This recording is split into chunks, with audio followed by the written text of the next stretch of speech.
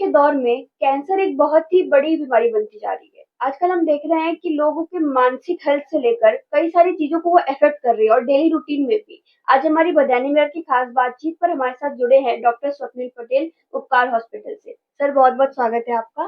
पहले तो मैं चाहूँगी कि आप हमारे दर्शकों को अपना परिचय दे दीजिए। नमस्कार सभी को। सभी दर्शकों को नमस्कार। मेरा नाम डॉक्टर स्वप्निल पटेल है। मैं एक कैंसर सर्जन हूँ। मैं बनारस में सुंदरपुर एरिया में स्थित उपकार हॉस्पिटल और कैंसर इंस्टीट्यूट में कार्यरत हूँ। यहाँ पर मैं अपनी सेवाएं पिछले 1 डेढ़ साल से दे रहा हूँ। इससे पहले मैं अपना बैकग्राउंड के बारे में जस्ट ब्रीफ इंट्रोडक्शन दे दूं। मैंने एम्स दिल्ली से अपना एमएस जनरल सर्जरी की पढ़ाई की थी और उसके बाद मैं टाटा कैंसर हॉस्पिटल मुंबई में मैंने अपना कैंसर सर्जरी का ट्रेनिंग लिया। 5 साल मुंबई में काम किया और उसके बाद जो बनारस में कैंसर हॉस्पिटल स्थित है, वहाँ पर भी मैंने 4 साल काम किया एज अ सीनियर कंसल्टेंट। और अब मैं अपने उपकार हॉस्पिटल और कैंसर इंस्टीट्यूट में अपनी सेवाएं दे रहा हूँ। जी। सर क्वेश्चन ये है पहला, सवालों पे आते हैं कि कैंसर क्या है और इसके मुख्य कारण क्या-क्या हो सकते हैं? तो कैंसर एक रोग है, इसको एक नॉन कम्युनिकेबल डिजीज बोलते हैं। एक दूसरे से नहीं फैलता कैंसर, लेकिन कैंसर एक ऐसी बीमारी जो शरीर को अंदर से खाता है। शरीर की कुछ कोशिकाएं, कुछ सेल्स जब इतना ग्रो करने लगते हैं कि वो बाकी सारे शरीर के नॉर्मल सेल्स का खाना खाने लग जाएं, तो उसको कैंसर का रूप ले लेता है। और ये कैंसर धीरे धीरे धीरे स्प्रेड करने लगता है और बॉडी को अंदर से डिस्ट्रॉय करने लगता है। ये कैंसर का साधारण शब्दों में एक विवरण है। तो जी। सर कैंसर के कितने प्रकार होते हैं? जैसे कितने स्टेजेस होते हैं? तो ये बहुत ही इम्पोर्टेंट प्रश्न है। क्यों? क्योंकि कैंसर ये सबसे इम्पोर्टेंट प्रश्न इसलिए क्योंकि लोग सबसे पहले यही आके पूछते हैं हमसे कि सर हमारा कैंसर किस स्टेज में है, हमारे पेशेंट का जी। कैंसर किस स्टेज में है। तो मुख्यतः अगर मैं बोलूँ तो किसी भी कैंसर के 4 स्टेज होते हैं। पहला, दूसरा, तीसरा, चौथा। जो-जो कैंसर बढ़ता जाता है उसका स्टेज बढ़ता जाता है। तो पहला स्टेज का कैंसर का मतलब बहुत छोटे साइज़ का कैंसर जो एक ही जगह, एक ही ऑर्गन में स्थित हो। दूसरा स्टेज जब वो वहाँ से बढ़ जाए, साइज़ में बड़ा हो जाए लेकिन फिर भी वो लोकलाइज़्ड है, एक ही जगह पे सीमित है। हुँ। तीसरा, जब वो आस-पास के एरिया में, आस-पास के लिम्फ नोड में, छोटे-छोटे गठानों में फैल जाए। और चौथा स्टेज होता है जो वो पूरे शरीर में फैल जाए। तो मोटे-मोटे ये कैंसर के 4 स्टेज होते हैं और जो जितना बढ़ता जाता है उसका ट्रीटमेंट उतना ही डिफिकल्ट हो जाता है और उसका रिजल्ट उतना ही खराब हो जाता है। जी। अ, अगर कैंसर के इलाज की बात करें, तो कौन से स्टेज पे कौन-सा इलाज सही है और उपकार हॉस्पिटल में मतलब कैसी सुविधाएँ उपलब्ध हैं, उसके बारे में ज़रा बताइए? जी। So as a cancer surgeon, as a cancer विशेषज्ञ मेरे लिए सबसे इम्पोर्टेंट चीज़ है कि मेरा पेशेंट शुरुआती स्टेज कैंसर में मेरे पास आएगा तो उसका बेस्ट इलाज होगा, ठीक है? शुरुआती स्टेज जब कैंसर में पेशेंट आते हैं तो अक्सर उसका इलाज सिर्फ़ सर्जरी से पॉसिबल रहता है और सर्जरी की भी जो मात्रा रहती है ना ऑपरेशन की, वो भी बहुत छोटे उसमें काम हो जाता है। अगर यही पेशेंट थोड़ा लेट में आता है तो पहले कीमोथेरेपी या रेडियोथेरेपी देके बीमारी को छोटा किया जाता है और फिर सर्जरी किया जाता है। कई बार सर्जरी के बाद कीमोथेरेपी रहता है, बट उस समय एडवांस स्टेज में ये रहता है कि 2-3 चीज़ों का यूज़ करना पड़ता है, सर्जरी, कीमोथेरेपी, रेडियोथेरेपी। अगर मैं उपकार हॉस्पिटल में उपलब्ध सर्विसेज़ के बारे में बताऊँ, तो इस समय हम लोग यहाँ पर वो सारी सर्विसेज़ दे रहे हैं जो एक बड़े कैंसर सेंटर में दिल्ली, बॉम्बे जैसे बड़े शहर में उपलब्ध होनी चाहिए। जैसे कैंसर सर्जरी की अगर मैं बात करूँ तो यहाँ एक से एक सारी एडवांस कैंसर सर्जरीज़ हो रही हैं। 2 घंटे से तक होने वाली सर्जरी से लेकर 12 घंटे तक सर्जरी सब हो रही हैं। इसमें सर्जरीज़ में जो खास चीज़ें हैं, वो है दूरबीन विधि द्वारा सर्जरी जो लैप्रोस्कोपिक सर्जरी होती है, उसका आजकल कैंसर सर्जरी में बहुत ज़्यादा प्रचलन है और बढ़ता जा रहा है। क्यों? क्योंकि एक तो ये सब लोग कर नहीं सकते, हुँ। इसको करना डिफ़िकल्ट रहता है, बट अगर किसी ने सक्सेसफुली कर लिया उसको, तो उससे रिज़ल्ट बहुत ही अच्छा रहता है, पेशेंट का रिकवरी बहुत ही फ़ास्ट रहता है। बट उसको करने के लिए ना बहुत एक्सपर्टीज़ चाहिए होती है। अगर नॉन एक्सपर्ट आदमी कैंसर सर्जरी को दूरबीन से करने की कोशिश करता है, तो बल्कि और खराब रिज़ल्ट रहता है।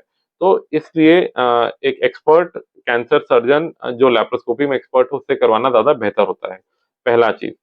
दूसरा चीज़ सर्विसेज़ जैसी स्टेज 4 कैंसर का इलाज। हुँ। आम तौर पे चौथे स्टेज के कैंसर का इलाज यूजुअली कहीं संभव नहीं होता है। यहाँ पर कुछ सर्जरी होती है जो कि सिर्फ़ बड़े शहरों में या विदेशों में मिलती है जिसको बोलते हैं साइटोरेक्टिव सर्जरी और हाइपेक सर्जरी जिसमें पेट में गरम कीमोथेरेपी सर्जरी के टाइम पे दिया जाता है। ये 10 से 12 घंटे चलने वाली सर्जरी होती है। इसकी ट्रेनिंग मैं कोरिया और फ्रांस से लेके आया था। तो अब वो सर्जरी हमने यहाँ भी शुरू कर दी है और पिछले 1 साल में नाना करते हुए हमने लगभग 10 से 12 मरीजों का ऐसा सर्जरी किया है और रिजल्ट बहुत ही अच्छे रहे हैं पेशेंट्स के। यहाँ जब इतनी बड़ी सर्जरी करेंगे तो ज़ाहिर-सी बात है आपको उतना ही अच्छा आईसीयू चाहिए, उतना ही अच्छा क्रिटिकल केयर चाहिए ताकि पेशेंट की रिकवरी अच्छी हो सके। तो वो सारी सुविधाएँ उपकार हॉस्पिटल में उपलब्ध हैं। और दूसरी चीज़ इसके बाद जो इनोवेशन है कीमोथेरेपी में। कीमोथेरेपी में एडवांस से एडवांस जितने ड्रग्स हैं, जितनी दवाइयाँ आपको कहीं दिल्ली, बॉम्बे में मिल सकती हैं, वो सारी दवाइयाँ यहाँ उपलब्ध हैं, उच्च दाम में उपलब्ध हैं और कीमोथेरेपी देने के भी जो नए तरीके होते हैं, जैसे कीमोपोड द्वारा कीमोथेरेपी देना जिससे कहते हैं साइड इफेक्ट्स नहीं होते, वो उपलब्ध है। तो ये सारे एडवांसेस बहुत आसान तरीके से यहाँ पर उपलब्ध हैं। जो नई टेक्निक्स हैं जैसे इंडोसाइनिन ग्रीन द्वारा सर्जरी ये सारी नई नई जो लेटेस्ट टेक्नोलॉजी हम कोशिश करें सब हम अपने मरीजों को उपलब्ध करा सकें। अच्छा। तो ये सारी चीजें हैं। जी सर अगला सवाल ये है कि जैसे कई सारे मिथ्स हैं कैंसर को जी लेकर और वो मेंटल हेल्थ पे काफ़ी अफ़ेक्ट करता है। जी तो उसके लिए आप कैसे लोगों को जागरूक करना चाहेंगे? तो मैं सबसे पहला सजेशन तो ये दूंगा कि अक्सर हमारे पास जब पेशेंट आता है ना तो पेशेंट बहुत एडवांस स्टेज में आता है। क्यों? हम जब पेशेंट से पूछते हैं कि भैया आप क्यों इतना लेट में आए? तो पेशेंट बोलता है सर हम डर गए थे। हमने अपने अगल-बगल लोगों को देखा था और उसका रिज़ल्ट अच्छा नहीं था। ये फलाना लोग मर गए थे, ऐसा हो गया था। तो जी, मैं मानता हूँ कि कैंसर का रिज़ल्ट एक समय पे बहुत अच्छा नहीं माना जाता था। पेशेंट्स का सर्वाइवल अच्छा नहीं रहता था। बट आजकल इतनी अच्छी-अच्छी टेक्निक्स हो गए हैं कि पेशेंट का रिकवरी और रिज़ल्ट बहुत ही अच्छा हो गया है। तो पहले तो इस डर को हटाएँ। अपने आप सही लोगों से सलाह लें। अगर आपको लगता है कि ऐसी कोई प्रॉब्लम है तो अपने आस-पड़ोस के लोगों से सलाह लेने के बजाय आप अपने नियरेस्ट अवेलेबल कैंसर विशेषज्ञ से जाके सलाह लीजिए। भई अगर किसी ने 15-17 साल पढ़ाई की है, उस चीज़ की ट्रेनिंग की है, तो आप उससे जाके ऑप्टिमम सलाह लें। फिर आपको अगर वो सलाह ठीक लगती है तो उसको फ़ॉलो करें या ना फ़ॉलो करें। एट लीस्ट आपको सही ज्ञान मिलेगा, आप सही ट्रीटमेंट करा सकेंगे। ये पहला चीज़ है। दूसरा, हमारे कंट्री में ये बहुत अच्छी चीज़ भी है अपने देश का कि हमारे फैमिली सपोर्ट बहुत अच्छा रहता है। तो जब किसी को बीमारी होती है तो आस-पास के सब लोग जुट जाते हैं उसका हेल्प करने के लिए। ये हमारे देशों में, विदेशों में नहीं है। जब मैं फ्रांस में था तो मैंने देखा कि वहाँ पर मरीज़ अकेला भर्ती है और वहाँ उसका ट्रीटमेंट हो रहा है, बड़ी सर्जरी हो रही है। उसके बच्चे सिर्फ़ सुबह-शाम आ रहे हैं, फूल का गुलदस्ता देके चले जा रहे हैं और कोई तो ये प्रैक्टिकैलिटी है। हमारे देश में फैमिली सपोर्ट बहुत अच्छा है, तो जिससे मेंटल तौर से सपोर्ट बहुत ज़्यादा मिल जाता है पेशेंट्स को। जो तीसरा चीज़ मैं बताऊँ जो मिथ बोलिए या तो सब लोग मानते हैं कि कैंसर का ट्रीटमेंट बहुत ही महँगा होता है। तो अक्सर महँगे कॉस्ट को लेके लोग पहले ही डर जाते हैं कि नहीं-नहीं इससे अच्छा तो हम अपने घर पे ही कुछ कर लेंगे, अगल-बगल कुछ करा लेंगे। नहीं, महँगा तो ज़रूर है, मैं इसको मना नहीं करूँगा। लेकिन आजकल इतनी सुविधाएँ उपलब्ध है ना, सरकार इतनी हेल्प कर रही है हमारी अलग-अलग तरीकों से कि अलग-अलग स्कीम्स की तरह से कि आप ट्रीटमेंट करा सकते हैं। आजकल लोग अपना मतलब महँगा-महँगा ट्रीटमेंट 5-5, 10-10 लाख का ट्रीटमेंट पूरे लगभग अपने बिना पॉकेट से पैसा खर्चा किए करा ले रहे हैं। तो जैसे क्या-क्या सुविधाएँ वो सारी सुविधाएँ यहाँ उपकार हॉस्पिटल में उपलब्ध हैं। जैसे मुख्यमंत्री फंड द्वारा हेल्प प्रधानमंत्री फंड द्वारा हेल्प, विधायक सांसद निधि द्वारा हेल्प की सुविधाएँ, फिर जितनी सरकारी योजनाएँ होती हैं जैसे ईएसआईसी की सुविधाएँ या एम्पैनलमेंट है, ईसीएचएस जो आर्मी में लोग रह चुके हैं उनके लिए ईसीएचएस की सुविधा, सीजीएचएस जो सेंट्रल गवर्नमेंट सर्विस में रहते हैं उनके लिए सारी सुविधाएँ उपलब्ध हैं। इसके अलावा आयुष्मान भारत स्कीम तो भई सबके लिए एकदम बड़ा वो है आशीर्वाद है। उसके फैसिलिटीज़ यहाँ एम्पैनलमेंट उपलब्ध है। उसके तहत 5 लाख तक मुफ्त इलाज होता है। इसके अलावा अगर मैं बोलूँ तो प्राइवेट इंश्योरेंस जितने भी हैं, आजकल लोग जिनके बच्चे बाहर पढ़ रहे हैं, जिनको ज़्यादा जागरूकता है, वो लोग अपना प्राइवेट इंश्योरेंस करा रहे हैं। वो सारे प्राइवेट इंश्योरेंस के एम्पैनलमेंट अवेलेबल है। तो आज और इसके अलावा भी हम लोग बहुत सारे एनजीओ से कनेक्टेड रहते हैं, तो कहीं न कहीं से फंड्स अरेंज हो जाते हैं। पैसा की कमी के कारण ट्रीटमेंट ना हो सके ऐसा तो होता नहीं है आज की डेट में। हम कैसे न कैसे करके हेल्प करके पेशेंट का ट्रीटमेंट तो हम मेक श्योर करते हैं अगर पेशेंट आया है तो ट्रीटमेंट अपना पूरा करा के जाएगा। और एक और मैं नई चीज़ बता दूँ जो हम लोग यहाँ कर रहे हैं अभी जैसे बहुत सारे ट्रायल्स चलते हैं, बहुत सारे क्लिनिकल ट्रायल्स चलते हैं, उन बीमारियों के लिए जिनका इलाज महँगा है या ज़्यादा एक्सपेरिमेंटल है अ, उन ट्रायल्स या स्टडीज़ के माध्यम से भी कई बार पेशेंट को पैसा मिल जाता है। अभी आप मानेंगे नहीं मैंने परसों एक सर्जरी की है पेशेंट का जिसका बहुत एडवांस कैंसर था, यूजुअली सर्जिकल ऑप्शन अवेलेबल नहीं होता। वो ट्रायल स्वीडन जो देश है ना यूरोप में, वहाँ से शुरू हुआ था और उस कंट्री से उस पेशेंट हमारे पेशेंट के इलाज के लिए 3 लाख रुपए मिले। तो ये बहुत बड़ी, और ये देश का पहला पेशेंट था इस बीमारी का जिसको उस ट्रायल में रिक्रूट किया गया। तो वो सारी सुविधाएं भी, क्योंकि हम लोग एम्स से और टाटा से पढ़े हुए हैं तो कनेक्शन है हमारे हुँ। एंड लिंक है पूरे लोगों से, तो इसीलिए इस जितने तरीकों से हम पेशेंट की हेल्प कर सकते हैं करते हैं जी। सर ये तो थी इलाज की बात, लेकिन जैसे अगर हमें ज़ीरो लेवल पे पहचानना हो कि हमें कैंसर के लक्षण हैं, जी। तो वो लक्षणों का पता कैसे चलता है? ये बहुत इंपॉर्टेंट प्रश्न है, क्योंकि जब आप लक्षणों को पहचानेंगे तभी आप अपने कैंसर को अर्ली स्टेज में डिटेक्ट कर पाएंगे।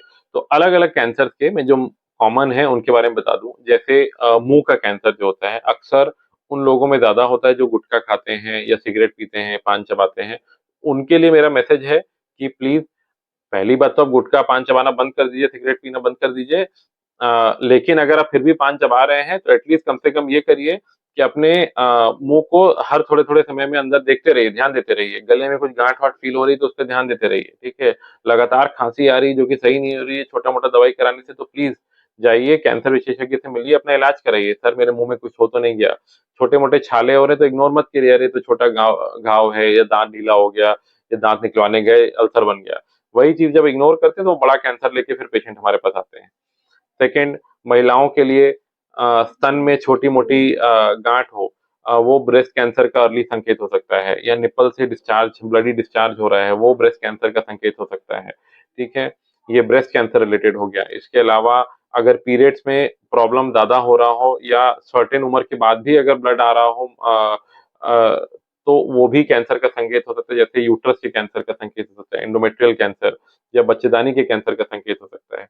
तो उसको पहचानने के ये तरीके हैं। अगर लग रहा है लगातार बच्चेदानी के रास्ते गंदा पानी आ रहा है, तो उसका इलाज कराएँ, इग्नोर नहीं करें। शर्म के मारे ये मत सोचिए कि नहीं हम नहीं जाएँगे, किसी से ओपिनियन नहीं लेंगे। प्लीज़ ट्रीटमेंट कराइए उसका। और बाकी कुछ कैंसर्स होते हैं, जैसे अगर टॉयलेट लैट्रिन के रास्ते में लगातार ब्लड आ रहा है, तो वो एक कैंसर का संकेत हो सकता है। या लगातार कब्ज़ियत बनी हुई है और लग रहा है पेट फूल जाता है, गैस हो रहा है, तो वो आपके अंदर बड़ी आँत के कैंसर को दर्शा सकता है। या अगर पीलिया हो रहा है किसी को, हमारे एरिया में बहुत गॉल ब्लैडर कैंसर बहुत कॉमन है, गंगा के तट के किनारे जहाँ हम लोग रहते हैं ना, यूपी, बिहार, झारखंड यहाँ पर। तो गॉल ब्लैडर कैंसर के प्रति जागरूक रहें। अगर कोई अपने पित्त की थैली की सर्जरी कराने जा रहा है हमारे एरिया में, तो प्लीज़ डॉक्टर से पूछिए, सर इसमें कुछ कैंसर का संकेत तो नहीं है? अगर है तो क्या मैं सीटी स्कैन पहले करवा लूँ, देख लूँ, ताकि सही सर्जरी हो सके? तो ये मुख्यतः मेन-मेन सारे फीचर्स हैं। जी सर, मतलब इतने कम समय में इतना बड़ा टॉपिक तो नहीं हो सकता, जी। लेकिन खत्म करने से पहले मैं चाहूँगी कि आप हमारे बदायूं में के दर्शकों को एक आखिरी संदेश दे दें। तो अपने हेल्थ के प्रति जागरूक रहिए। मैं एक और चीज़ जो ऐड करना चाहूँगा, हमने अभी जो उपकार हॉस्पिटल में हेल्प जो लोगों को फैसिलिटेट करने के लिए और जागरूक करने के लिए, कि हमने अपने सोशल मीडिया पे खूब सारे चैनल्स और ये सब स्टार्ट किए हैं। हमारा जो वेबसाइट प्लेटफ़ॉर्म है उसको भी हमने इतना कन्वीनिएंट बना दिया है व्हाट्सएप से लिंक करके, कि आपके कुछ भी प्रश्न हो जो कैंसर रिलेटेड हो, प्लीज़ आप जाइए हमारे वेबसाइट पे या हमारे व्हाट्सएप उस पे या फ़ेसबुक इंस्टाग्राम पे एडवर्टाइज़मेंट चलता है, व्हाट्सएप के नंबर पे क्लिक करिए। ऑटोमैटिकली आपका कहते हैं computer generated AI generated chatbots हैं जो आपके सारे क्वेश्चन्स का आंसर देते रहेंगे। एंड अपने हेल्थ के प्रति जागरूक रहिए, छोटे से छोटे प्रॉब्लम भी हो, वेट मत करिए उसके बढ़ने का, पहले आइए और उसका इलाज कराइए। नमस्कार, थैंक यू। बहुत-बहुत धन्यवाद।